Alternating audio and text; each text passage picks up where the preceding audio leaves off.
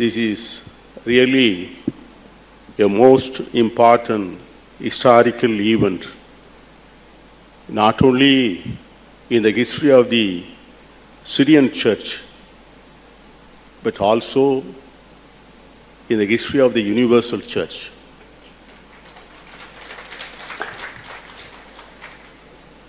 And whenever there were occasions to describe Indian Christianity, and the right-wing historians used to label us as Christians who got converted for a tin of milk powder and 2 loaves of bread. But only through the Syrian Christian community, we are able to prove the whole world we are not converts of the English rule, but we are spontaneous members of the spontaneous church.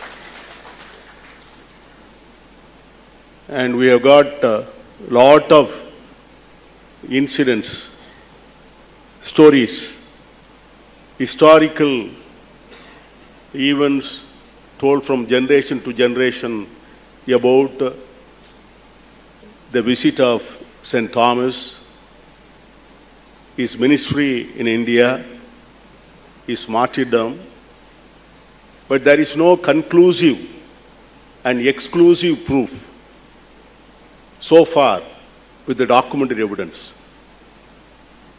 But the only unassailable evidence to show, to prove that St. Thomas visited India is the presence of the Syrian Christian community in India.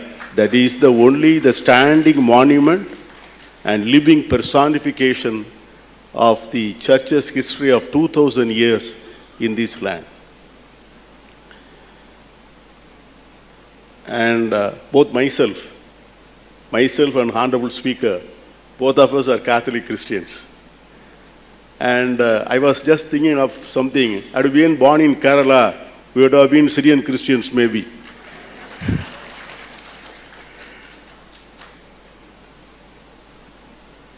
And today, we are standing at crossroads.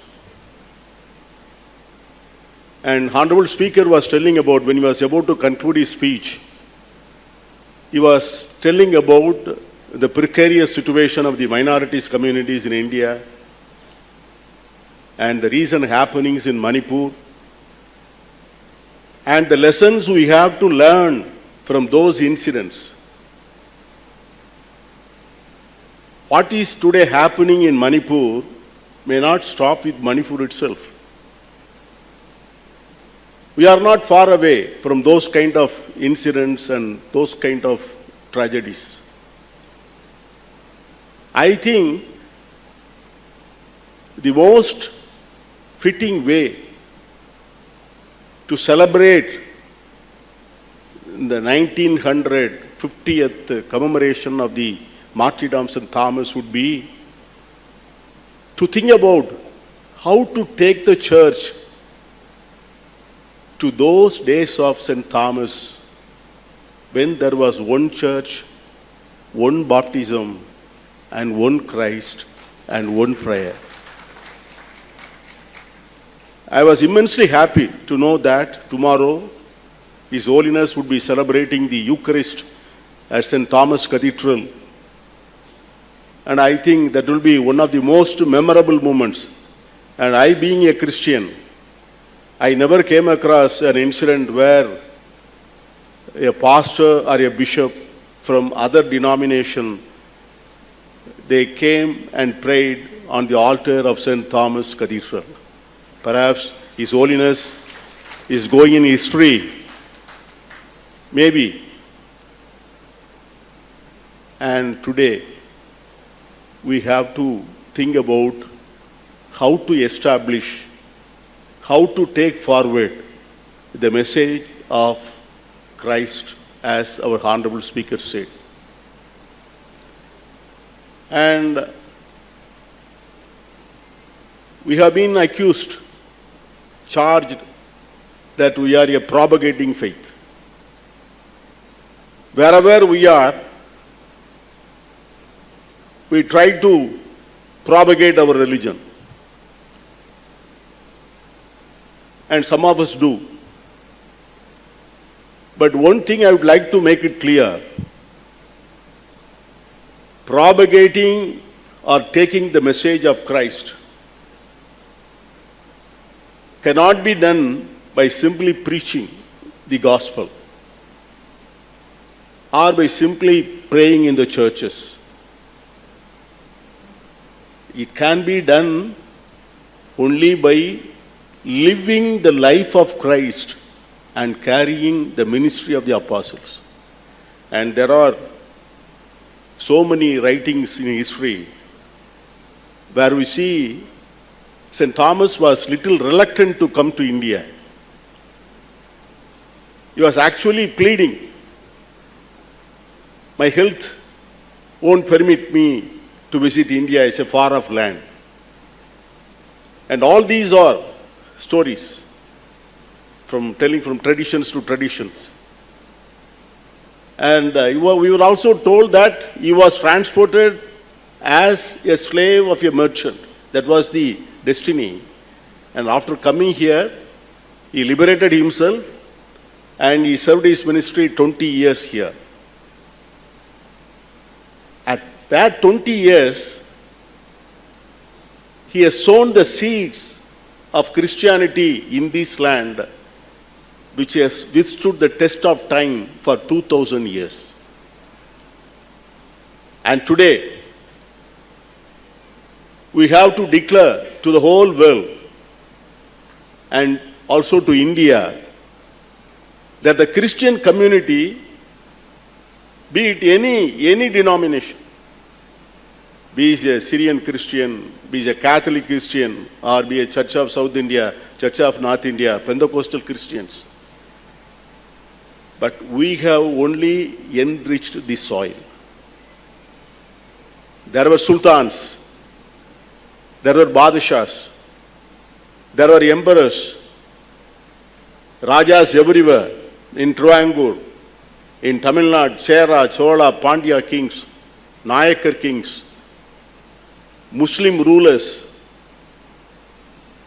and also the great mutts of Hindu religion, the great seers of Shankaracharyas. And Tamil Nadu, we have the Adinams, Thiruvadurai, Tiruppanandal, who are sitting over piles and piles of acres of land, 1,000, 2,000, 5,000 acres of land.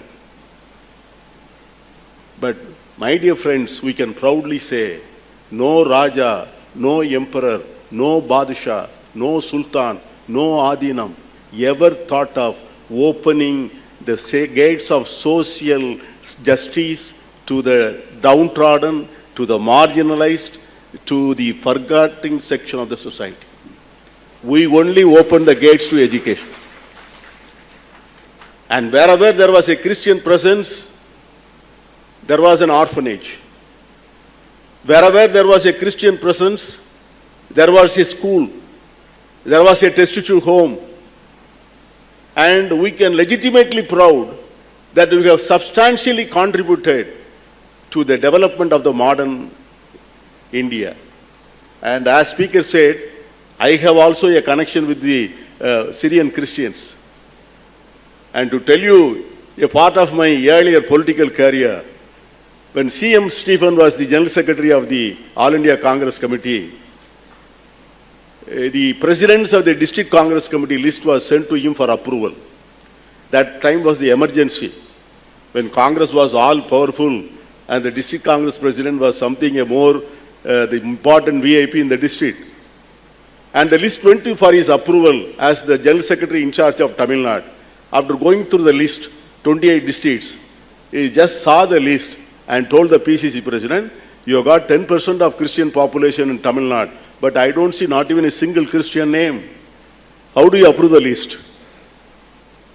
Then my name was included. And I was 27 years when I became the District Congress Committee President. And later, When Dr. Alexander was the governor of Tamil Nadu, I was a member of the Legislative Assembly. And whenever he used to visit Kuttalam, I used to receive him. And Akkama Alexander was so magnanimous a lady who always treated me as her son. And who would forget Oman Chandi? If anybody who can speak of integrity, honesty in public life, it is Oman Chandi who can be quoted throughout India for time to come. Who would forget him sitting on the doors of the church as Chief Minister at the Good Friday service, not claiming any importance. As an ordinary Christian, he used to wait at the doors of the church. Today you cannot see such a noble and humble Chief Minister in anywhere in this part of the world, anywhere in the part of India. So that is the rich tradition we have. So I always admire Malayalis. And I was very much impressed by the Tamil Thai Valthu our girls sang today, our choir sang today. And recently, we were sent as a representative to the canonization of Devasagayam Pillai at Rome, Vatican. The government of Tamil Nadu sent myself and two other ministers as representative of the state, and we went there, and in the Vatican, the cathedral, we sang the Tamil Thai Valthu. It went viral. And I think today also, if people of Tamil Nadu see the Malayalam choir singing the Tamil Thai Valthu, it would be a great, I think, thing will go viral among the social media today.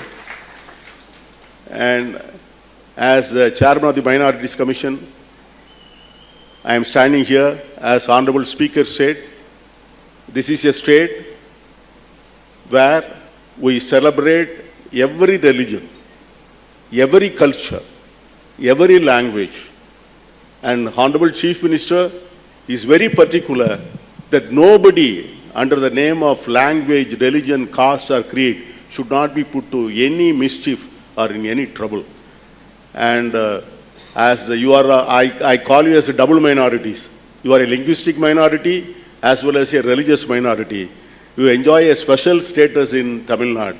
And wherever you go, you dissolve yourself as sugar in milk, adding value to the milk, at also same time, you don't lose your taste also. That is a speciality of the Malayalis. And as a resident of Chennai, living close by, I should congratulate the people behind this college. I was regularly seeing this college whenever I go this side and that side. I see enormous development. And in fact, I was the first man to address a meeting, the first meeting in this auditorium, I was here to address. And what was a college with merely 2,000, 1,500 students, it has gone to the strength of 6,000 students. It is really an achievement. My friend Biju Chako and other members are here. I congratulate all of them. And Your Holiness, and we need your prayers, your blessings. And the people of Tamil Nadu will be ever grateful to you for having you have chosen to celebrate this great event on the soil of Chennai. You have had pride, and also the event will be ever remembered as a great event in the history of Chennai. Thank you. God bless you all.